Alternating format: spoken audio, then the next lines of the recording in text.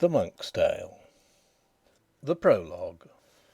When ended was my tale of Melibee, and of Prudence, and of her benignity, our host said, as I am faithful man, and by the precious Corpus Madrian, I had liever than a barrel of ale, right good lief my wife had heard this tale. For she is no thing of such patience as was this Meliboe's wife Prudence. By God's bones, when I beat my knave, she bringeth me the great clubbed staves, and crieth, "Slay the dogs every one, and break them both back and every bone. And if that any neighbour of mine will not in church unto my wife incline, or be so hardy to her to trespass, when she comes home she rampeth in my face, and crieth, 'False coward, wreak thy wife, by Corpus Domini! I will have thy knife, and thou shalt have my distaff, and go spin.' From day till night right thus will she begin. 'Alas,' she saith, 'that I was ever shape To wed a milksop or a coward ape, That will be overlaid with every wight. Thou darest not stand by thy wife's right. This is my life, but if that I will fight, And out at door anon I must me dight, Or else I am lost. But if that I be like a wild lion full hardy, I wot well she will do me slay Some day some neighbour, and then go my way. For I am perilous with knife in hand, Albeit that I dare not her withstand; For she is big in armes, by my faith. That shall he find that her misdoeth or saith. But let us pass away from this matter. My lord the monk," quoth he, "be merry of cheer, For ye shall tell us a tale truly. Lo, Rochester stands here fast by. Ride forth, mine owen lord, break not our game. But by my troth I cannot tell your name. Whether shall I call you, my lord, Dan John, Or Dan Thomas, or else Dan Albon? Of what house be ye, by your father's kin? I vow to God thou hast a full fair skin. It is a gentle pasture where thou goest. Thou art not like a pennant or a ghost. Upon my faith thou art some officer, Some worthy sexton, or some cellarer. For by my father's soul, as to my dome, Thou art a master when thou art at home. No poor cloisterer, nor no novice, But a governor both wily and wise, And therewithal of brawns and of bones, A right well faring person for the nonce. I pray to God give him confusion, That first thee brought into religion. Thou wouldst have been a treadfowl aright, Hadst thou as great leave as thou hast might To perform all thy lust in engendere. Thou hadst begotten many a creature. Alas, why wear'st thou so wide a cope? God give me sorrow, but, an I were Pope, Not only thou, but every mighty man, Though he were shorn full high upon his pan, Should have a wife. For all this world is lorn. Religion hath ta'en up all the corn Of treading, and we borel* men be shrimps. *labour Of feeble trees there come wretched imps, That maketh that our heirs be so slender And feeble, that they may not well engender. This maketh that our wives will assay Religious folk, for that they may better pay Of Venus' payments than may we. God wot, no lushburges pay ye. But be not wroth, my lord, though that I play. Full oft in game sooth have I heard say." This worthy monk took all in patience, And said, "I will do all my diligence, As far as souneth unto honesty, To tell you a tale, or two, or three. And if you list to hearken hitherward, I will you say the life of Saint Edward; Or else first tragedies I will tell, Of which I have 100 in my cell. Tragedy is to say a certain story, As old bookes maken us memory, Of him that stood in great prosperity, And is fallen out of high degree In misery, and endeth wretchedly. And they be versified commonly Of 6 feet, which men call hexametron. In prose eke be indited many a one, And eke in metre in many a sundry wise. Lo, this declaring ought enough suffice. Now hearken, if ye like for to hear. But first I you beseech in this matter. Though I by order tell not these things, Be it of popes, emperors, or kings, After their ages as men written find, But tell them some before and some behind, As now it cometh to my remembrance. Have me excused of mine ignorance. The Tale. I will bewail in manner of tragedy the harm of them that stood in high degree, and fell so that there was no remedy to bring them out of their adversity. For certain, when that Fortune list to flee, there may no man the course of her wheel hold. Let no man trust in blind prosperity. Beware by these examples true and old. At Lucifer, though he an angel were and not a man, at him I will begin. For though Fortune may no angel dear, from high degree yet fell he for his sin down into hell, where as he yet is in. O Lucifer, brightest of angels all, now art thou Satanas, that mayst not twin out of the misery in which thou art fall. Lo Adam in the field of Damascene, with God's own finger wrought was he, and not begotten of man's sperm unclean, and welt all paradise, saving one tree. Had never worldly man so high degree as Adam, till he for misgovernance was driven out of his prosperity to labour and to hell and to mischance. Lo Samson, which that was enunciate by the angel long ere his nativity, and was to God Almighty consecrate, and stood in noblesse while that he might see, was never such another as was he, to speak of strength and thereto hardiness. But to his wives told he his secre, through which he slew himself for wretchedness.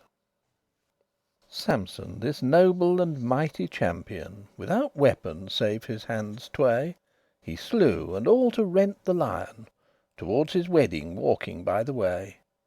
His false wife could him so please and pray, till she his counsel knew, and she untrue unto his foes his counsel gan bewray, and him forsook, and took another new.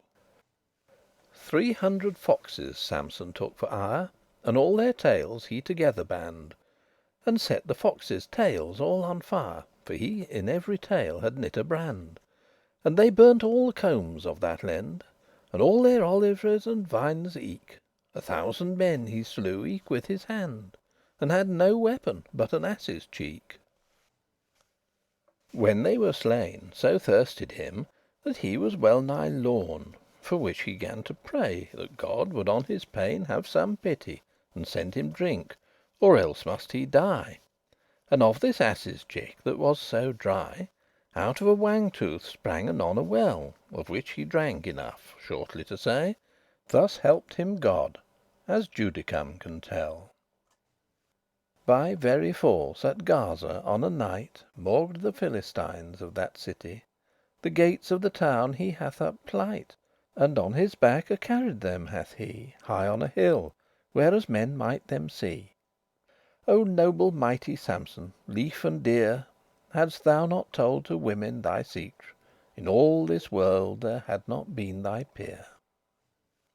This Samson never cider drank, nor wine, nor on his head came razor none, nor shear, by precept of the messenger divine. For all his strength in his hairs were, and fully 20 winters, year by year, he had of Israel the governance.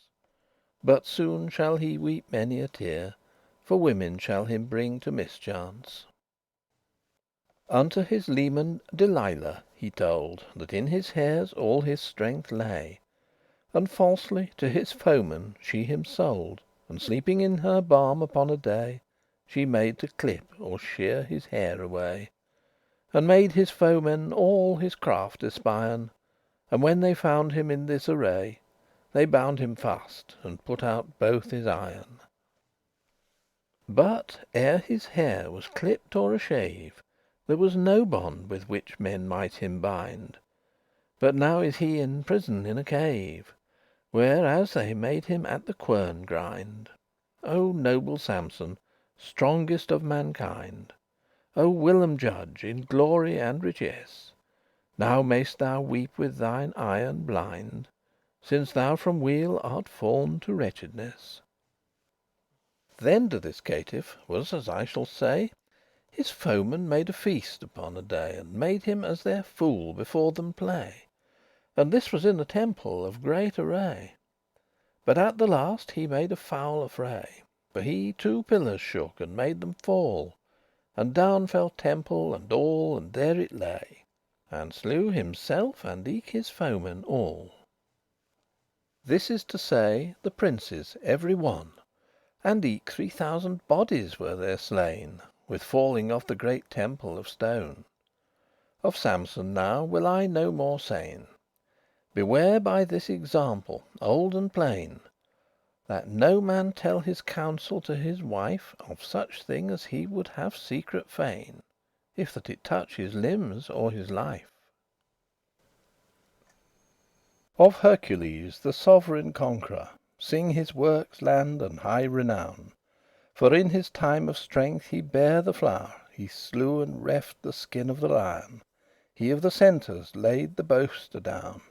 He harpies slew, the cruel birdes fell, he golden apples reft from the dragon, he drew out Cerberus, the hound of hell.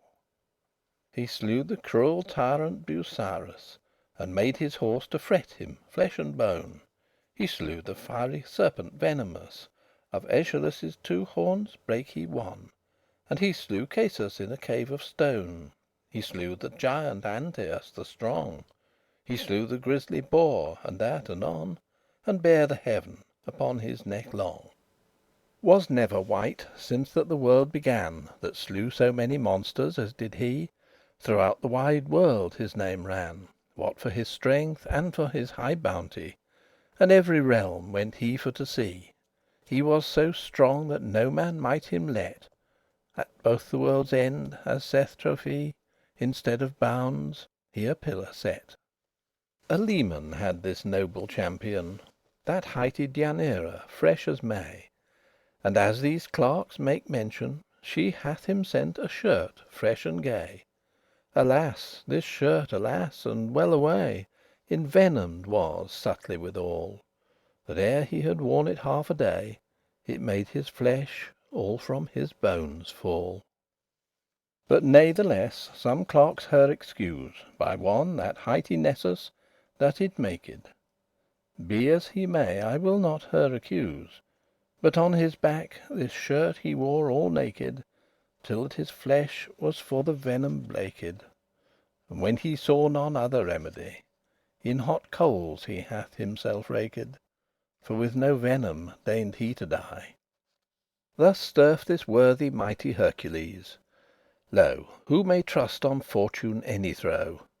For him that followeth all this world of press, ere he beware, is often laid full low. Full wise is he that can himself know. Beware, for when that Fortune list to glose, then waiteth she her man to overthrow, by such a way as he would least suppose. The mighty throne, the precious treasure, the glorious sceptre and royal majesty, that had the king Nebuchadnezzar, with tongue unnethes may described be. He twice won Jerusalem the city, the vessels of the temple he with him lad. At Babylon was his sovereign see, in which his glory and delight he had. The fairest children of the blood royal of Israel he did do geld anon, and maked each of them to be his thrall. Amonges others Daniel was one, that was the wisest child of every one, for he the dreames of the king expounded, where in Chaldea clerks was there none that wist to what fine his dreames sounded. This proude king let make a statue of gold, 60 cubits long and 7 in breadth, to which image hath young and old commanded he to lout and have in dread, or in a furnace full of flames red he should be burnt that would not obey. But never would assent to that deed Daniel, nor his young fellows tway. This king of kings proud was and elate. He weened that God, that sits in majesty, might him not bereave of his estate. But suddenly he lost his dignity, and like a beast he seemed for to be, and ate hay as an ox, and lay thereout in rain. With wild beastes walked he, till certain time was come about. And like an eagle's feathers waxed his hair, his nails like a bird's claws were, till God released him at certain years, and gave him wit. And then with many a tear he thanked God, and ever his life in fear was he to do amiss, or more trespass. Until that time he laid was on his bier, he knew that God was full of might and grace. His son, which that highty Balthazar, that held the reign after his father's day, he by his father could not beware, for proud he was of heart and of array, and eke an idolaster was he aye. His high estate assured him in pride, but fortune cast him down, and there he lay, and suddenly his reign gan divide. A feast he made unto his lordes all upon a time, and made them blithe be. And then his officers gan he call. "Go bring forth the vessels," said he, "which that my father in his prosperity out of the temple of Jerusalem reft. And to our high God's thanks we, of honour that our elders with us left." His wife, his lords, and his concubines aye drank, while their appetites did last, out of these noble vessels sundry wines. And on a wall this king his eyen cast, and saw an hand armless that wrote full fast, for fear of which he quaked and sighed sore. This hand, that Balthazar so saw aghast, wrote Mane tekel phares, and no more. In all that land magician was there none that could expound what this letter meant. But Daniel expounded it anon, and said: "O king, God to thy father lent glory and honour, reign, treasure, rent. And he was proud, and nothing God he dread, And therefore God great wretche on him sent, And him bereft the reign that he had. He was cast out of man's company, With asses was his habitation, And ate hay, as a beast, in wet and dry, Till that he knew by grace and by reason That God of heaven hath domination O'er every reign, and every creature. And then had God of him compassion, And him restored his reign and his figure. Eke thou, that art his son, art proud also, And knowest all these things verily, And art rebel to God, and art his foe. Thou drank'st of his vessels boldly; Thy wife eke and thy wenches sinfully Drank of the same vessels sundry wines, And heried* false gods cursedly. Therefore to thee y shapen full great pain is. This hand was sent from God, that on the wall Wrote Mane tekel phares. Trust me, thy reign is done, thou weighest nought at all. Divided is thy reign, and it shall be To Medes and to Persians given," quoth he. And ilke same night the king was slaw, And Darius occupied his degree, Though he thereto had neither right nor law. Lordings, example hereby may ye take, How that in lordship is no sickeness. For when that Fortune will a man forsake, She bears away his reign and his riches, And eke his friends, both more and less. For what man that hath friends through Fortune, Mishap will make them enemies, I guess. This proverb is full sooth and full commune. Zenobia of Palmyrie the queen, As right Persians of her noblesse, So worthy was in armes and so keen, That no wight passed her in hardiness, Nor in lineage, nor other gentleness. Of the kinge's blood of Perse is she descended. I say not that she had most fairness, But of her shape she might not be amended.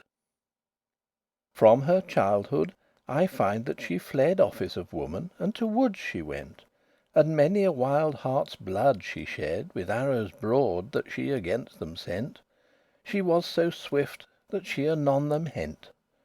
And when she was older she would kill Lions, leopards, and bears, all to rent, And in her armes wield them at her will. She durst the wild beasts' dens seek, And runnen in the mountains all the night, and sleep under a bush, and she could eke wrestle by very force and very might with any young man, were he ne'er so wight. There might nothing in her arme stand, she kept her maidenhood from every wight, to no man deigned she for to be bond. But at the last her friendes have her married to Odenate, a prince of that country. All were it so that she them long tarried, and ye shall understand how that he had such fantasies as had she. But natheless, when they were knit in fear, they lived in joy and in felicity, for each of them had other lefe and dear. Save one thing, that she never would assent by no way that he should by her lie but once, for it was her plain intent to have a child, the world to multiply, and all so soon as that she might espy that she was not with child by that deed, then would she suffer him do his fantasy eftsoon, and not but once out of dread. And if she were with child at thilke cast, no more should he play thilke game till fully 40 days were past, then would she once suffer him to do the same. All were this Odenatus wild or tame, he got no more of her, for thus she said, it was to wives lechery and shame in other case, if that men with them played. Two sons by this Odenate had she, the which she kept in virtue and lettrure. But now unto our tale turn we. I say, so worshipful a creature, and wise therewith, and large with measure, so penible in the war, and courteous eke, no more labour might in war endure, was none, though all this world men should seek. Her rich array it might not be told, as well in vessel as in her clothing. She was all clad in pierrie and in gold, and eke she left not, for no hunting, to have of sundry tongues full knowing, when that she leisure had, and fort intent to learn bookes was all her liking, how she in virtue might her life dispend. And shortly of this story for to treat, so doughty was her husband and eke she, that they conquered many regnes great i'th Orient, with many a fair city appurtenant unto the majesty of Rome, and with strong hand held them fast, nor ever might their foemen do them flee, aye, while that Odenatus' days last. Her battles, whoso list them for to read, against Sapor the king and other mo', and how that all this process fell indeed, why she conquered, and what title thereto, and after of her mischief and her woe, how that she was besieged and atake, let him unto my master Petrarch go, that writes enough of this I undertake.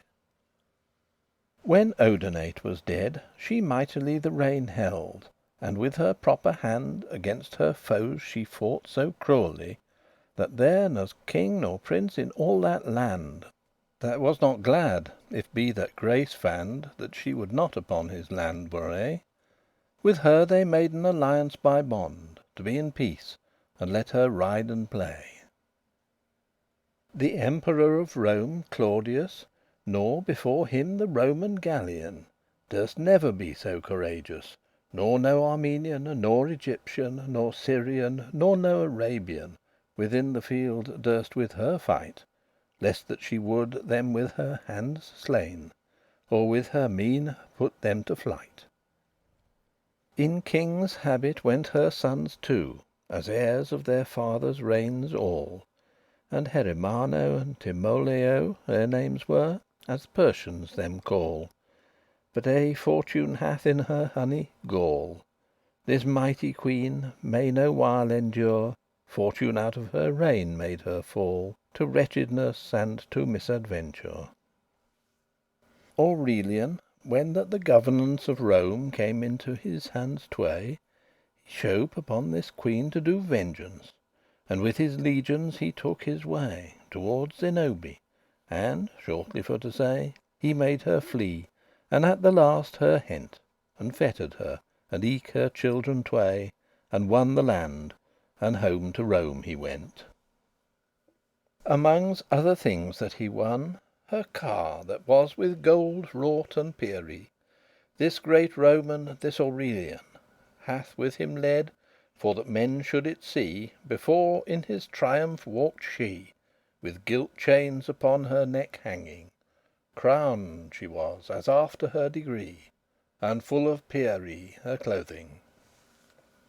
Alas fortune, she that whilom was dreadful to kings and to emperors, now galleth all the people on her, alas! And she that helmed was in stark stowres, and won by force townes strong and towers, shall on her head now wear a vitremite. And she that bare the sceptre full of flowers shall bear a distaff, her cost for to quite. Although that Nero were so vicious As any fiend that lies full low adown, Yet he, as telleth us Suetonius, This wide world had in subjection, Both east and west, south and septentrion. Of rubies, sapphires, and of pearles white Were all his clothes embroider'd up and down, For he in gemmes greatly gan delight. More delicate, more pompous of array, More proud was never emperor than he. That ilke cloth that he had worn one day, After that time he would it never see. Nets of gold thread had he great plenty, To fish in Tiber, when him list to play. His lustes were as law in his degree, For Fortune as his friend would him obey. He Rome burnt for his delicacy, The senators he slew upon a day, To hear how that men would weep and cry, And slew his brother, and by his sister lay. His mother made he in piteous array, For he her wombe slit, to behold Where he conceived was, so well away, That he so little of his mother told. No tear out of his eyen for that sight came, But he said a fair woman was she. Great wonder is how that he could or might Be doomsman of her dead beauty. The wine to bring him commanded he, And drank anon; none other woe he made. When might is joined unto cruelty, Alas, too deep will the venom wade. In youth a master had this emperor, To teach him lecherour and courtesy; For of morality he was the flow'r, As in his time, but if bookes lie. And while this master had of him mast'ry, He made him so cunning and so supple, That long time it was ere tyranny Or any vice durst in him uncouple. This Seneca, of which that I devise, Because Nero had of him such dread, For he from vices would him aye chastise Discreetly, as by word, and not by deed. Sir, he would say, an emperor must need Be virtuous, and hate tyranny. For which he made him in a bath to bleed On both his armes, till he must die. This Nero had eke of accustomance In youth against his master for to rise, Which afterward he thought a great grievance; Therefore he made him dien in this wise. But natheless this Seneca the wise Chose in a bath to die in this manner, Rather than have another tormentise. And thus hath Nero slain his master dear. Now fell it so, that Fortune list no longer The high pride of Nero to cherice; For though he were strong, yet was she the stronger. She thought thus: "By God, I am too nice To set a man that is full filled of vice, In high degree, an emperor him call. By God, out of his seat I will him trice; When he least weeneth, soonest shall he fall." The people rose upon him on a night For his default; and when he it espies, Out of his doors anon he hath him dight Alone, and where he weened to have been allied, He knocked fast, and aye the more he cried, The faster shut they their doors all. Then wist he well he had himself misguide, And went his way, no longer durst he call. The people cried and rumbled up and down, That with his ears heard he how they said, "Where is this false tyrant, this Nero?" For fear almost out his wit he brayed, And to his goddes piteously he prayed For succour, but it mighte not betide. For dread of this, he thought that died, And ran into a garden him to hide. And in this garden found he churles tway, That sat by a fire great and red. And to these churls two he gan to pray To slay him, and to girden off his head, That to his body, when that he were dead, Were no despite done for his defame. Himself he slew, he could no better rede, Of which Fortune laughed and had game. Was never captain under a king That reignes more put in subjection, Nor stronger was in field of all thing, As in his time, nor greater of renown, No more pompous in high presumption, Than Holofernes, whom Fortuné Kissed so likrously, and led him up and down, Till that his head was off, ere that he wist. Not only that this world had of him awe, For losing of riches and liberty, But he made every man reny his law. Nebuchadnezzar was God, said he; None other God should honoured be. Against his hest there dare no wight trespass, Save in Betulia, a strong city, Where Eliakim priest was of that place. But take keep* of the death of Holoferne. Amid his host he drunken lay at night Within his tent, large as is a burn. And yet, for all his pomp and all his might, Judith, a woman, as he lay upright Sleeping, his head off smote, and from his tent Full privily she stole from every wight, And with his head unto her town she went. What needeth it of King Antiochus To tell his high and royal majesty, His great pride, and his workes venomous? For such another was there none as he. Read what that he was in Maccabee, And read the proud wordes that he said, And why he fell from his prosperity, And in an hill how wretchedly he died. Fortune him had enhanced so in pride, That verily he weened he might attain Unto the starres upon every side, And in a balance weighen each mountain, And all the floodes of the sea restrain. And Godde's people had he most in hate, Them would he slay in torment and in pain, Weening that God might not his pride abate. And for that Nicanor and Timothy With Jews were vanquished mightily, Unto the Jews such an hate had he, That he bade graith* his car full hastily, And swore and said full disputatiously, Unto Jerusalem he would eftsoon, To wreak his ire on it full cruelly, But of his purpose was he let full soon. God for his menace him so sore smote With invisible wound incurable, That in his guts carf it so and bote, Till that his paines were importable. And certainly the wretche was reasonable, For many a man's guts did he pain, But from his purpose cursed and damnable. For all his smart he would not him restrain, But bade anon apparel his host. And suddenly, ere he was of it ware, God daunted all his pride and all his boast.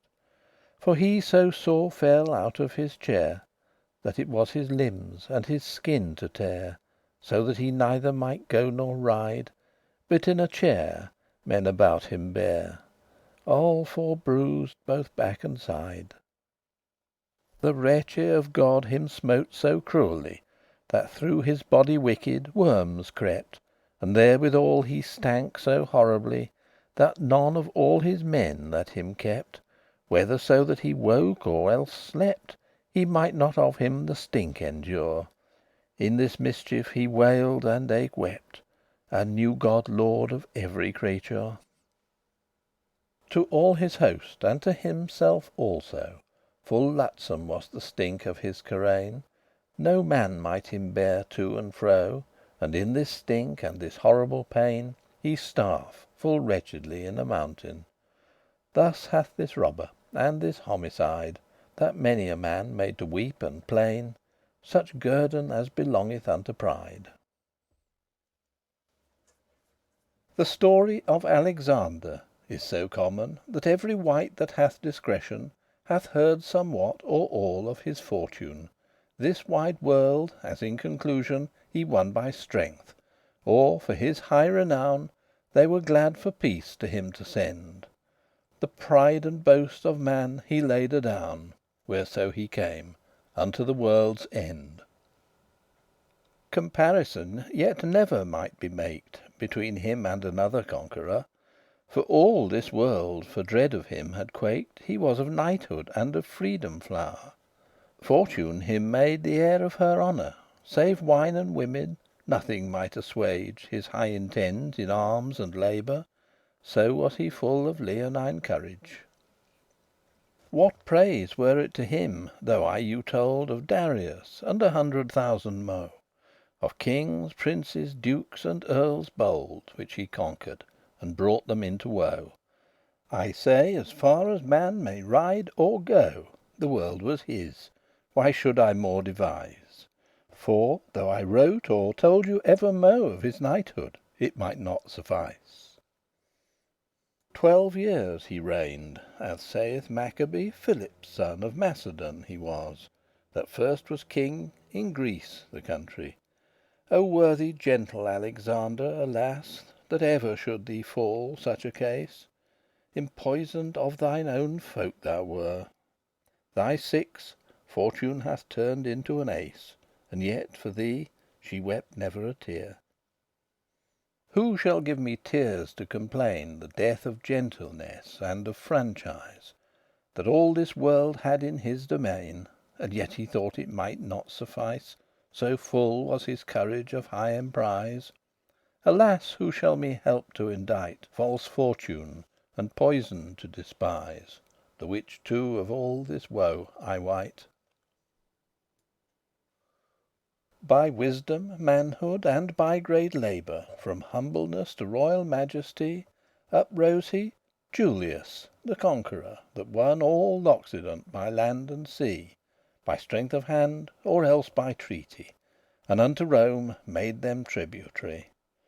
And since, of Rome the emperor was he, Till that Fortune waxed his adversary. O mighty Caesar, that in Thessaly, Against Pompeius, father thine in law, That of the Orient had all the chivalry, As far as that the day begins to daw, That through thy knighthood hast them take and slaw, Save few folk that with Pompeius fled, Through which thou put all th'Orient in awe. Thank Fortune that so well thee sped.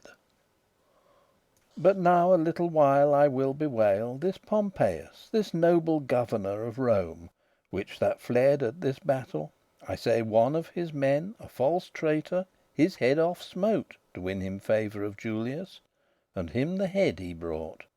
Alas, Pompey, of th' Orient conqueror, That Fortune unto such a find thee brought! To Rome again repaired Julius, With his triumph laureate full high. But on a time Brutus and Cassius, That ever had of his estate envy, Full privily have made conspiracy Against this Julius in subtle wise, And cast the place in which he should die With bodkins, as I shall you devise. This Julius to the Capitol went Upon a day, as he was wont to gon, And in the Capitol anon him hent, This false Brutus and his other fone, And sticked him with bodkins anon, With many a wound, and thus they let him die. But never groaned he at no stroke but one, Or else at two, but if the story lie. So manly was this Julius of heart, And so well loved *stately honesty,* That, though his deadly wounds sore smart, His mantle o'er his hippes cast he, That no man should see his privity. And as he lay a dying in a trance, And wiste verily that dead was he, Of honesty yet had he remembrance. Lucan, to thee this story I recommend, And to Sueton and Valerie also, That of this story write word and end. How that to these great conquerors two Fortune was first a friend, and since a foe. No man trust upon her favour long, But have her in await for evermo'. Witness on all these conquerors strong. The rich Croesus, whilom king of Lyde, Of which Croesus Cyrus him sore dread, Yet was he caught amidst all his pride, And to be burnt men to the fire him led. But such a rain down from the welkin shed, That slew the fire, and made him to escape. But to beware no grace yet he had, till Fortune on the gallows made him gape. When he escaped was, he could not stint For to begin a new war again. He weened well, for that Fortune him sent Such hap that he escaped through the rain, That of his foes he might not be slain. And eke a sweven on a knight he met, Of which he was so proud, and eke so fain, That he in vengeance all his hearte set. Upon a tree he was set, as he thought, Where Jupiter him wash'd both back and side. And Phoebus eke a fair towel him brought, To dry him with, and therefore waxed his pride. And to his daughter that stood him beside, Which he knew in high science to abound, He bade her tell him what it signified. And she his dream began right thus expound. "The tree," quoth she, "the gallows is to mean, And Jupiter betokens snow and rain, And Phoebus with his towel clear and clean, These be the sunne's streames, sooth to sayn. Thou shalt a hangeth be farther certain; Rain shall thee wash, and sun shall thee dry." Thus warned him full plat, and eke full plain, His daughter, which that called was Fenny. And hanged was Croesus, the proud king; His royal throne might not him avail. Tragedy is none other manner thing, Nor can in singing crien nor bewail, But for that Fortune all day will assail, With unaware stroke, the reins that be proud. For when men trust her, then will she fail, And cover her bright face with a cloud. O noble, O worthy Pedro, glory of Spain, Whom Fortune held so high in majesty, Well ought men thy piteous death complain. Out of thy land thy brother made thee flee, And after at a siege by subtlety Thou wert betrayed, and led into his tent, Whereas he with his own hand slew thee, Succeeding in thy reign and in thy rent. The field of snow, with eagle of black therein, Caught with the lion, red coloured as the gleed, He brewed this cursedness, and all this sin. The wicked Nest was worker of the deed, Not Charles Olivier, that took high heed Of truth and honour, but of Armoric Ganilian Oliver, corrupt for meed, Brought this worthy king in such a brike. O worthy Petro, king of Cypre also, That Alexander won by high mast'ry, Full many a heathen wroughtest thou full woe, Of which thine own lieges had envy, And for no thing but for thy chivalry They in thy bed have slain thee by the morrow. Thus can Fortune her wheel govern and gie, And out of joy bring men into sorrow. Of Milan great Bernabo viscount, God of delight and scourge of Lombardy, Why should I not thine clomben were so high? Thy brother's son, that was thy double ally, For he thy nephew was, and son in law, Within his prison made thee to die. But why, nor how, note I that thou were slaw. Of the Hugolin of Pise, the langer, There may no tongue tell for pity. But little out of Pisa stands a tower, In which tower in prison put was he, And with him be his little children three. Th' eldest scarcely 5 years was of age. Alas, Fortune, it was great cruelty Such birdes for to put in such a cage. Damned was he to die in that prison, For Roger, which that bishop was of Pise, Had on him made a false suggestion, Through which the people gan upon him rise, And put him in prison in such a wise As ye have heard; and meat and drink he had So small, that well unnethe* it might suffice, And therewithal it was full poor and bad.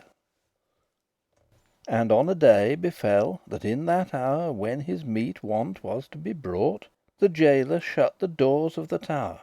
He heard it right well, but he spake nought, And in his heart anon there fell a thought, That they for hunger would do him dien.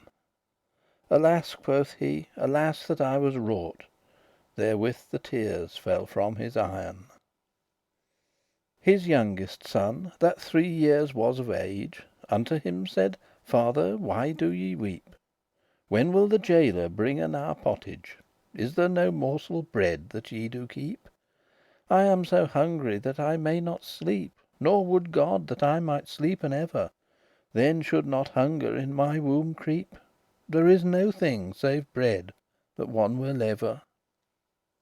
Thus day by day this child began to cry, Till in his father's barme adown he lay, And said, "Farewell, father, I must die," And kissed his father, and died the same day. And when the woeful father did it say, For woe his armes two he gan to bite, And said, "Alas, Fortune, and well away! To thy false weal my woe all may I wite." His children weened that it for hunger was That he his armes gnawed, and not for woe, And said, "Father, do not so, alas! But rather eat the flesh upon us two. Our flesh thou gave us, our flesh take us fro, And eat enough." Right thus they to him said, And after that within a day or two They laid him in his lap adown, and died. Himself despaired, eke for hunger starf. Thus ended is this Earl of Pease. From high estate Fortune away him carf. Of this tragedy it ought enough suffice. Whoso will hear it in a longer wise, Read the great poet of Italy, That Dante hight, for he can it devise From point to point, not one word will he fail. End of the Monk's Tale.